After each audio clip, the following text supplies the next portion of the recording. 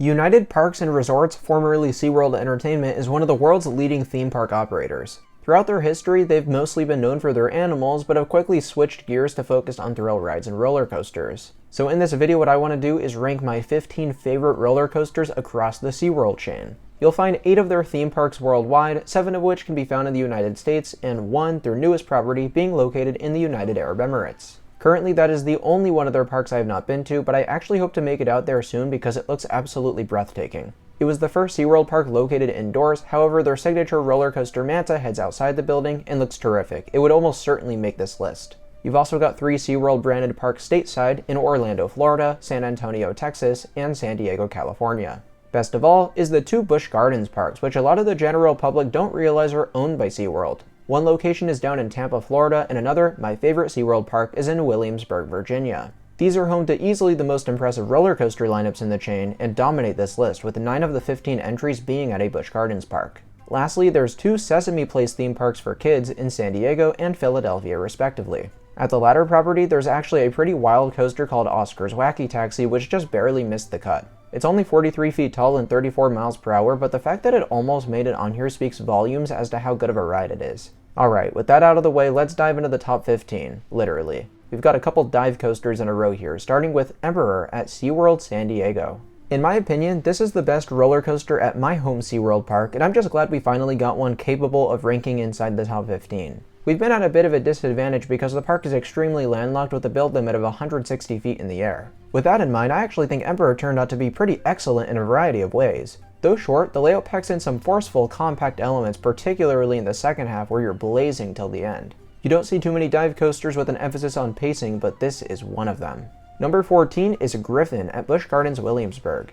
A much larger dive coaster than Emperor is Griffon, with its massive drops and inversions. This ride came a lot earlier in 2007, and one of the key differences is the ride has the original over-the-shoulder restraints that you see on much of the old-school B&Ms. I personally much prefer these because they allow you to feel much more free and you really come up out of your seat on those vertical free falls. Fantastic ride, but one that I like even more is number 13 SheiKra at Busch Gardens Tampa. Why that is, I don't really know. Despite this ride having one less inversion than Griffon, I've always preferred the way it runs and find that it has more forces overall. It feels so naturally integrated into this section of the park too, so the presentation is tremendous. I really like, for example, how the second drop takes you through this tunnel underground. SheiKra was the original dive coaster in America, and in my opinion, it's still the best one out there. Number 12 is Manta at SeaWorld Orlando. What's so cool about this ride is it does something that no other roller coaster in the chain does, and that's flip you out on your stomach in a prone position. It's what us enthusiasts call a flying coaster, and it is so much fun soaring over the park in the first half and over water and rockwork in the second half.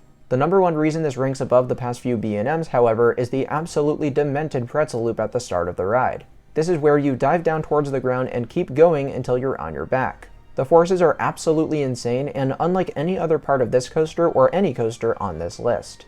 Number 11, Steel Eel at SeaWorld San Antonio. Usually when you hear Morgan Hypercoaster, you don't think it's going to be anything too special, especially considering Steel Eel is just 150 feet tall. But its layout is very reminiscent to other rides that can't even come close to packing in the airtime this thing does. It's one of the most unique sensations I've felt on a coaster, floating up out of your seat and then getting slammed back down. It's the true definition of flagector airtime. And I love how many times you experience this in the first half combined with the smaller hills in the second half, which are also great. This is a surprisingly fantastic ride, and it would be my favorite coaster here if it weren't for number 10, Texas Stingray at SeaWorld San Antonio.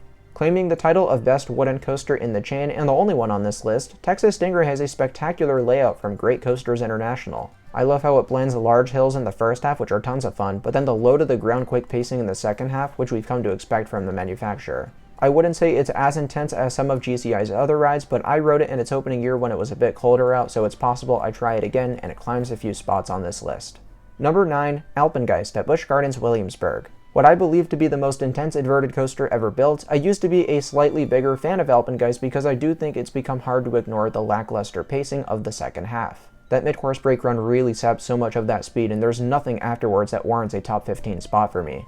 Luckily, what comes before is virtually perfect and some of the best sequencing of any B&M invert. Standing 195 feet tall, Alpengeist is a monster, and you can clearly see that with how massive all these elements are in the first half. It's got some really whippy, aggressive moments, with none standing out as much as that Cobra roll. Usually I could care less for Cobra rolls, but I think Alpengeist might have the craziest one on any roller coaster I've ridden. Definitely a must-do when you visit the park. I just wish it were a bit more consistent throughout the layout. Number 8, Cheetah Hunt at Busch Gardens, Tampa. On the contrary to Alpengeist, here's a ride that shot up my list over the years. I've always been bewildered by the hate enthusiasts will give this ride. They say it does nothing, that it's forceless, it's a waste of time, but if you ask me, this is one of the more pure fun roller coasters I think I've ever been on. Cheetah Hunt was designed to be somewhat amongst that family thrill level, but I think it's great because you get a lot of elements that everyone in the family will be able to enjoy. There's 3 launches, all of which are excellent, a single inversion right there in the middle, and some twist turns and airtime hills that won't turn new coaster riders away. It also couldn't be smoother, and the ride is exceedingly long. And I think it was my last visit that I got my best rides ever because you're flying around animal exhibits and there were actual animals in them, and it was so sweet. Number 7, Pipeline the Surf Coaster at SeaWorld Orlando. If you would have asked me before riding, I would have told you Pipeline probably wouldn't even crack the top 15. But I'll gladly accept when I'm wrong, and boy was I wrong about Pipeline. This was B&M's modern take on the stand-up coaster, and they did something that we've never seen before. Your seats will actually move up and down to corresponding forces, meaning when you're getting negative G-forces, your entire body will lift up in the air.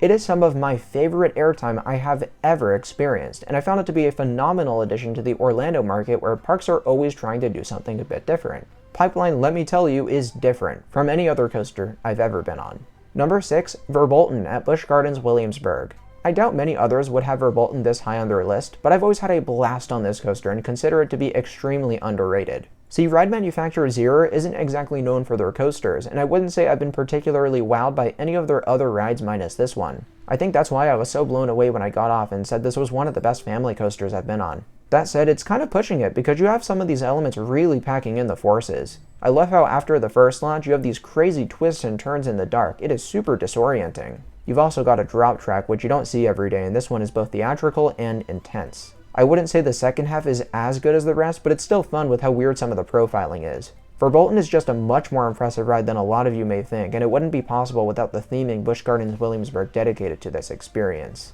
Number 5, Montu at Busch Gardens Tampa. My favorite inverted coaster I've ever ridden is this bad boy right here because it's super intense, its layout is well rounded, and it utilizes the terrain by diving into trenches.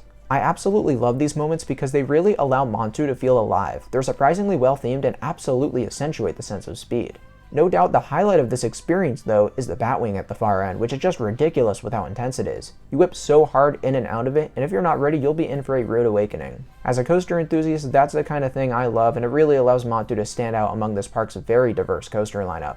Number 4, Kumba at Busch Gardens Tampa.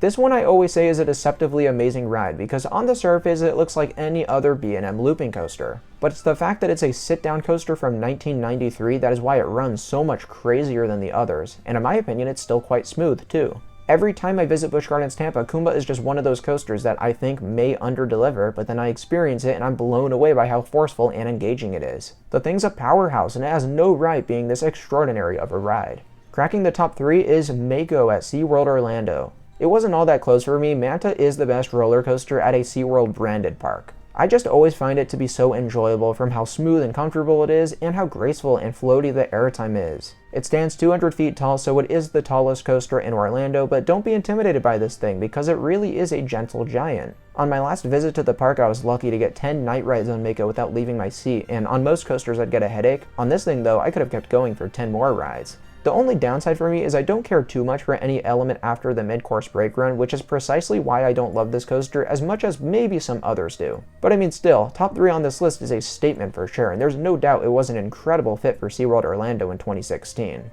Number 2, Pantheon at Busch Gardens Williamsburg. Before 2022, both Busch Gardens parks were missing that true standout roller coaster, but now things have come full circle because those 2 rides occupy the top of this list. Yet I still think there are some people out there who would argue against Pantheon, hence why I think it's one of the most underrated coasters on the planet. It just has not gotten the love it deserves, especially considering this layout is one of the most complete I've ever seen. You have literally every genre of force you could ever ask for, and many instances of each too. But it goes above and beyond by delivering some unique sensations like the astounding backwards airtime in the middle. 4 launches, 2 inversions, so much terrific airtime, some quick transitions, others maybe a bit more gradual. It really has it all, and it's real impressive there's a coaster I'm capable of ranking higher since this is a top 20 worldwide coaster for me. But this next one is just that close to perfect. Number 1 is Iron Gwazi at Busch Gardens Tampa.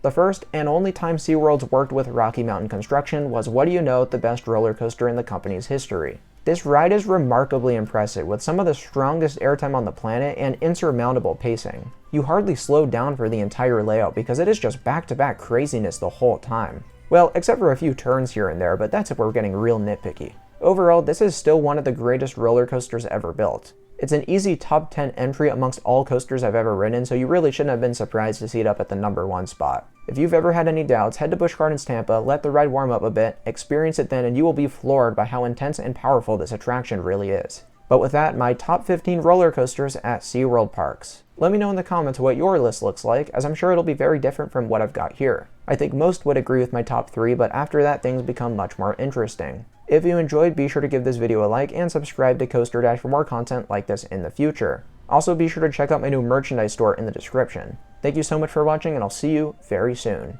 Bye guys.